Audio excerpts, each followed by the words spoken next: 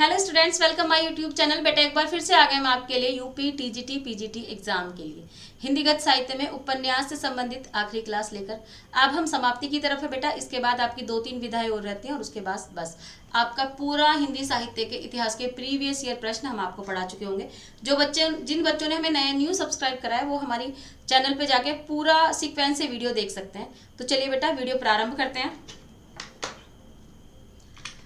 प्रश्न संख्या 1, अब ये कह रहे हैं जयशंकर प्रसाद के अधूरे उपन्यास का नाम है। ए मंगलसूत्र, बी तितली, सी ईरावती और डी कंकाल। तो बेटा इसका आंसर है ईरावती। ईरावती जयशंकर प्रसाद जी का अधूरा उपन्यास है और मंगलसूत्र किसका? प्रेमचंद जी का अधूरा उपन्यास है। प्रश्न संख्या 2, कंकाल एक प्रकार के पाप और पुण्य की समस्या का उपन्यास है। इस कथन के समकक्ष जयशंकर प्रसाद के बाद निम्नलिखित में से किस उपन्यास में इस उपन्यास को प्रमुख रूप से उठाया गया है? ए गोदान, बी अमृत और विष, सी नदी के द्वीप और डी चित्रलेखा। तो बेटा ये कह रहे हैं कि इससे ये कह रहे हैं कि कंकाल एक प्रकार के पाप और पुण्य की समस्याओं का उपन्यास है। ठीक है, अब इस कथन के समकक्ष जयशंकर प्रसाद के बाद अब ये कथन किसने उठाया? ये जयशंकर प्रसाद ने उठाया। वो कह रहे हैं उसके बाद निम्नलिखित में से किस उपन्यास में इस समस्या को उठाया गया था? तो वो उपन्यास था बेटा चित्रलेखा। ठीक है, डी विकल्प आपका बिल्कुल सही आंसर हो जाएगा, डी। प्रश्न संख्या 3, हिंदी में किनको मनोविश्लेषणवादी लेखक त्रय के रूप में प्रसिद्धि प्राप्त है? ए जैनेन्द्र, इलाचंद्र जोशी और अज्ञे, बी इलाचंद्र जोशी, अज्ञे, देवराज, सी जैनेन्द्र, अज्ञे, देवराज और डी जैनेन्द्र, इलाचंद्र जोशी और देवराज। ये कह रहे हैं मनोविश्लेषणवादी लेखक त्रय कौन कौन है बेटा? जैनेन्द्र, इलाचंद्र जोशी और अज्ञे। ठीक है, ए विकल्प आपका बिल्कुल सही आंसर हो जाएगा आपका ए। प्रश्न संख्या 4, जहाज का पंछी किस प्रकार का उपन्यास है? ए आंचलिक, बी ऐतिहासिक, सी सामाजिक और डी मनोवैज्ञानिक। तो बेटा आपका जो जहाज का पंछी उपन्यास है वो है मनोवैज्ञानिक। ठीक है, डी विकल्प आपका बिल्कुल सही है। देखिए बेटा मनोवैज्ञानिक चीजें हो सकता है वो आपकी भौतिक रूप से कोई मदद ना करे, लेकिन साइकोलॉजिकली वो आपकी बहुत मदद करती हैं। आप उन चीज़ों को पढ़ के यदि आप अपना साहित्य पढ़ोगे तो आपकी बहुत सारी उलझनें तो ऐसे ही खत्म हो जाएंगी। आपको साहित्य पढ़ के पता चलेगा कि आप इकलौते नहीं हैं जिन्हें इन समस्याओं का सामना करना पड़ रहा है। आपसे पहले भी बहुत सारे लोग थे जिन्होंने इन समस्याओं का सामना किया है। आप भी, आपके साथ वाले भी हैं और आपके बाद वाले भी होंगे जो आपके बाद में आएंगे। तो समस्या प्रत्येक व्यक्ति के जीवन में, आप ऐसा ना सोचें कि आपके जीवन में ही समस्या है। यदि आप अपने परिवार के साथ हैं, आप स्वस्थ हैं, आप हर रोज लोगों से मिल पा रहे हैं, हंस पा रहे हैं, बोल पा रहे हैं, उसके साथ आपके सामने समस्या है, उन सबके साथ आपके सामने समस्या है, तो फिर आप समस्या का सामना करने के लिए पूरी तरह से रेडी हैं। बहुत बड़ी समस्या कब होती है? जब आप स्वास्थ्य आपका बिल्कुल खराब हो चुका हो, आप उस हालत में भी ना हो, उठ के पानी पी ले, वो बहुत बड़ी समस्या है।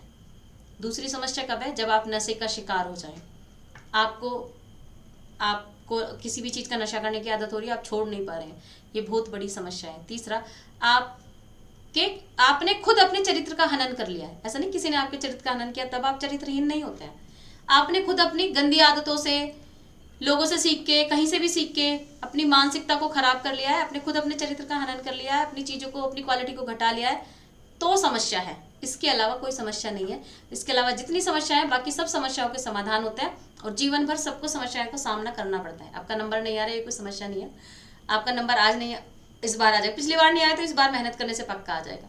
कुछ लोग हैं, आप जितना भी पढ़ोगे ये आपके कहीं ना कहीं काम अवश्य आएगा। बस आपको एक काम करना है कि आपको बहुत धैर्य धारण करके अपनी तैयारी करनी है। ठीक है, इसे समस्या नहीं समझना है, बल्कि इसे क्या समझना है? अपॉर्चुनिटी समझना है कि अच्छी बात है, ये वैकेंसी हमें मिली है, हम अच्छे से पढ़ें और अपना नंबर लाएं। ठीक है बेटा।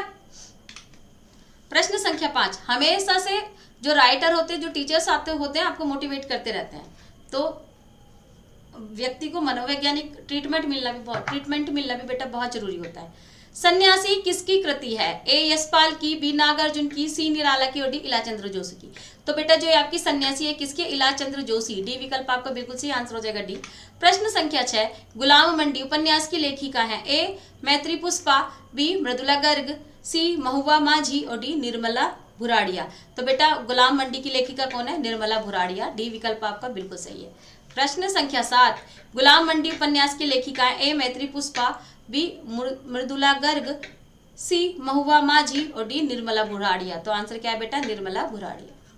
डी विकल्प आपका बिल्कुल सही है। प्रश्न संख्या 8, अंतिम अरण्य शीर्षक उपन्यास के लेखक का नाम लिखिए। ए यशपाल, बी रांगे राघव, सी नागार्जुन और डी निर्मल वर्मा। तो बेटा अंतिम अरण्य के लेखक कौन है? निर्मल वर्मा। डी विकल्प आपका बिल्कुल सही आंसर हो जाएगा, डी। प्रश्न संख्या 9, देखिए बेटा कमेंट जरूर करिए क्योंकि बहुत गर्मी हो रही है यहाँ पे जहाँ पे मैं आपके लिए क्लास शूट कर रही हूँ। दीवार में एक खिड़की रहती है उपन्यास की रचना किसने की है? ए गिरिराज किशोर, बी काशीनाथ सिंह, सी अरुण कमल और डी विनोद कुमार शुक्ल। तो बेटा दीवार में एक खिड़की रहती है किसका उपन्यास है ये? विनोद कुमार शुक्ल का। डी विकल्प आपका बिल्कुल सही आंसर हो जाएगा, डी। प्रश्न संख्या 10, हिंदी जासूसी व तिलिस्मी उपन्यासों का श्री गणेश करने का श्रेय किसको प्राप्त है? जासूसी और तिलिस्मी चले थे ना बेटा, चंद्रकांता आपने देखा भी होगा। ए प्रेमचंद, बी नागेंद्र, सी देवकीनंदन खत्री और डी ओम प्रकाश शर्मा। तो बेटा ये देवकीनंदन खत्री जी का है, ठीक है। इन्होंने ही जासूसी और तिलिस्मी उपन्यासों का श्री गणेश किया था। प्रश्न संख्या 11, गली आगे मुड़ती है के लेखक हैं? ए नामवर सिंह, बी शिव प्रसाद सिंह, सी अज्ञे और डी मोहन राकेश। तो बेटा गली आगे से मुड़ती है के लेखक हैं शिव प्रसाद सिंह। बी विकल्प आपका बिल्कुल सही आंसर हो जाएगा, बी। प्रश्न संख्या 12, नीला चांद उपन्यास के लेखक हैं? ए रांगे राघव, बी सुरेंद्र वर्मा, सी शैली मटियानी और डी इनमें से कोई नहीं। तो बेटा इसका आंसर है नीला चांद के, डी इनमें से कोई नहीं है, ठीक है। डी विकल्प आपका बिल्कुल सही है। प्रश्न संख्या 13, नूतन ब्रह्मचारी का आरंभिक प्रकाशन किस पत्रिका से हुआ? ए बालबोधिनी, बी ब्राह्मण, सी हिंदी प्रदीप, डी उपयुक्त में से एक से अधिक और ई उपयुक्त में से कोई नहीं। तो बेटा नूतन ब्रह्मचारी का आरंभिक प्रकाशन किस पत्रिका से हुआ था? हिंदी प्रदीप से। सी विकल्प आपका बिल्कुल सही आंसर हो जाएगा, सी। प्रश्न संख्या 14, नूतन ब्रह्मचारी कृति के लेखक हैं? ए श्रीनिवास दास, ये लाला श्रीनिवास दास भी कहते हैं बेटा इन्हें, ठीक है। बी बाल मुकुंद गुप्त, सी किशोरी लाल गोस्वामी, डी बालकृष्ण भट्ट। तो बेटा नूतन ब्रह्मचारी के लेखक कौन है? बालकृष्ण भट्ट। याद रखना, बहुत इंपॉर्टेंट है ये। प्रश्न संख्या 15, सो अजान एक सुजान नामक उपन्यास के लेखक हैं? ए प्रेमचंद, बी बालकृष्ण भट्ट, सी गोपाल गहमरी और डी लज्जाराम मेहता। तो बेटा सो अजान एक सुजान के लेखक हैं बालकृष्ण भट्ट। बी विकल्प आपका बिल्कुल सही है। प्रश्न संख्या 16, नूतन ब्रह्मचारी ए नाटक, बी उपन्यास, सी कहानी संग्रह और डी इनमें से कोई नहीं। तो इसका बेटा आंसर नाटक, ब्रह्मचारी क्या है? उपन्यास। हम आपको ये जल्दी जल्दी करा रहे हैं ताकि ये सीरीज जल्दी खत्म हो जाए और हम आपको रिवीजन भी करा पाए। आपके पास ये वीडियोस होंगे तो आप रिवीजन बहुत अच्छे से 3-4 बार कर लोगे इन्हें देख देख के। दूसरा, उसके बाद हम आपको 1 लाइनर क्वेश्चन लेके आने वाले हर काल से और व्याकरण भी डिटेल में लेके आने वाले हैं, ठीक है बेटा। प्रश्न संख्या 17, काला जल का कथानक किस समस्या से संबंधित है? ए स्त्री उत्पीड़न, बी दलित समस्या, सी भ्रष्टाचार और डी सांप्रदायिकता। तो बेटा काला जल किससे संबंधित है? सांप्रदायिकता से। डी विकल्प आपका बिल्कुल सही है। प्रश्न संख्या 18, काला जल उपन्यास के लेखक हैं? बद्दी उजमा, बी रमेश बख्शी, सी शानी और डी कृष्णा सोबती। तो बेटा काला जल के जो लेखक हैं वो है शानी। सी विकल्प आपका बिल्कुल सही आंसर हो जाएगा, सी। प्रश्न संख्या 19, मृगनयनी उपन्यास के रचनाकार है? ए वृंदावन लाल वर्मा, बी रांगे राघव, सी राहुल सांकृत्यायन और डी आचार्य चतुर्सेन शास्त्री। तो बेटा मृगनयनी के जो उपन्यासकार हैं वो है वृंदावन लाल वर्मा और ये बहुत फेमस उपन्यास है। ए विकल्प आपका बिल्कुल सही है। प्रश्न संख्या 20, वृंदावन लाल वर्मा का प्रसिद्ध उपन्यास कौन सा है? ए दादा कामरेंड, बी मृगनयनी, सी भाग्यवती और डी सेवा सदन। तो ये कह रहे हैं वृंदावन लाल वर्मा का प्रसिद्ध उपन्यास कौन सा है? मृगनयनी। बी विकल्प आपका बिल्कुल सही आंसर हो जाएगा, बी। प्रश्न संख्या 21, ठेठ हिंदी का ठाठ तथा अधकिला फूल किसके उपन्यास हैं? ए प्रेमचंद, बी निराला, सी दिनकर और डी अयोध्या सिंह उपाध्याय हरिओद। तो बेटा ठेठ हिंदी का ठाठ अधकिला फूल किसके हैं? अयोध्या सिंह उपाध्याय हरिओद जी के। डी विकल्प आपका बिल्कुल सही है। प्रश्न संख्या 22, ठेठ हिंदी में उपन्यास लिखने वाले कौन हैं? ए निराला, बी प्रेमचंद, सी प्रसाद और डी हरिओद। तो बेटा ठेठ हिंदी में लिखने वाले कौन है? हरिओद जी। इन्होंने तो लिखा है ठेठ हिंदी का ठाठ। प्रश्न संख्या 23, अयोध्या सिंह उपाध्याय कृत ठेठ हिंदी का ठाठ क्या है? ए कहानी, बी उपन्यास, सी काव्य ग्रंथ और डी निबंध। तो बेटा ये एक उपन्यास है, ठीक है। बी विकल्प आपका बिल्कुल सही है। प्रश्न संख्या 24, अयोध्या सिंह उपाध्याय हरिओद द्वारा रचित ठेठ हिंदी का ठाठ किस विधा की रचना है? ए काव्य, बी नाटक, सी उपन्यास और डी अनुवाद। तो बेटा ठेठ हिंदी का ठाठ एक उपन्यास है। ठीक है, सी विकल्प आपका बिल्कुल सही है। प्रश्न संख्या 25, पदात्मक भाव भूमि पर श्यामा स्वप्न नामक उपन्यास की सर्जना किसने की? ए श्रीनिवास दास, बी ठाकुर जगमोहन सिंह, सी राजा लक्ष्मण सिंह और डी भारतेंदु हरिश्चंद्र। तो बेटा किसने की? ठाकुर जगमोहन सिंह ने। ये कह रहे हैं पदात्मक भूमि पर श्यामा स्वप्न नामक उपन्यास की, पदात्मक भूमि का मतलब समझ रहे हो, काव्य वाली भूमि पर श्यामा स्वप्न नामक उपन्यास की रचना जिसने की, करने की कोशिश करी, कौन थे वो? ठाकुर जगमोहन सिंह। बी विकल्प बिल्कुल सही है। और बेटा इसे बहुत ध्यान से देखना, ये ऐसा एक दो ही है ऐसे उपन्यास। प्रश्न संख्या 26, राधा कृष्ण दास ने गोवध की समस्या का निराकरण करने हेतु कौन सा उपन्यास लिखा? ए निसहाय हिंदू, बी भूतनाथ, सी आदर्श हिंदू, डी इनमें से कोई नहीं। तो बेटा राधा कृष्ण ने गोवध की समस्या का निराकरण करने के लिए एक उपन्यास लिखा था जिसका नाम था निसहाय हिंदू। निसहाय हिंदू मतलब हिंदू निसहाय क्या कर सकता है बताइए। प्रश्न संख्या 27, निसहाय हिंदू उपन्यास के लेखक कौन है? ए राधा कृष्ण दास, बी बालकृष्ण भट्ट, सी लज्जाराम मेहता और डी जगमोहन सिंह। तो बेटा निसहाय हिंदू के जो लेखक है वह है राधा कृष्ण दास। ए विकल्प आपका बिल्कुल सही है। प्रश्न संख्या 28, त्यागपत्र उपन्यास के लेखक का नाम है? ए यशपाल, बी भगवती चरण वर्मा, सी वृंदावन लाल वर्मा और डी जैनेन्द्र। तो बेटा देखिए त्यागपत्र का नाम है जैनेन्द्र। ये जो त्यागपत्र उपन्यास है इसका नाम, इसके लेखक कौन है? जैनेन्द्र। ये बहुत फेमस है। प्रश्न संख्या 29, आचार्य रामचंद्र शुक्ल ने किसे हिंदी का पहला उपन्यास माना है? ए देवरानी जेठानी की कहानी, बी परीक्षा गुरु, सी भाग्यवती और डी नूतन ब्रह्मचारी। तो बेटा आचार्य रामचंद्र शुक्ल जी ने परीक्षा गुरु को, ये किसका है? लाला श्रीनिवास दास जी का है परीक्षा गुरु। बी विकल्प आपका बिल्कुल सही है। इन्हें हिंदी का पहला उपन्यास माना उन्होंने। प्रश्न संख्या 30, हिंदी का प्रथम मौलिक उपन्यास? ए परीक्षा गुरु, बी भाग्यवती, सी नूतन ब्रह्मचारी और डी इनमें से कोई नहीं। तो बेटा हिंदी का देखिए बहुत सारी चीजें वही मानी है जिन्हें रामचंद्र शुक्ल ने मान लिया है, वो सार्वजनिक हो गई हैं। ठीक है, सर्वमान्य हो गई हैं वो चीजें। तो हिंदी का प्रथम उपन्यास कौन सा? परीक्षा गुरु। किसने लिखा? लाला श्रीनिवास दास जी ने। ए विकल्प बिल्कुल सही है। प्रश्न संख्या 31, परीक्षा गुरु को किस समालोचक ने हिंदी का प्रथम उपन्यास स्वीकार किया है? ए जॉर्ज ग्रियर्सन, बी मिश्र बंधु, सी आचार्य रामचंद्र शुक्ल और डी महावीर प्रसाद द्विवेदी। तो बेटा किसने किया? आचार्य रामचंद्र शुक्ल जी ने हिंदी का प्रथम उपन्यास किसे माना है? परीक्षा गुरु को। किसने लिखा है? लाला श्रीनिवास दास जी ने। प्रश्न संख्या 32, परीक्षा गुरु उपन्यास के लेखक? ए सीताराम दास, बी लाला श्रीनिवास दास, सी प्रताप नारायण मिश्र और डी इनमें से कोई नहीं।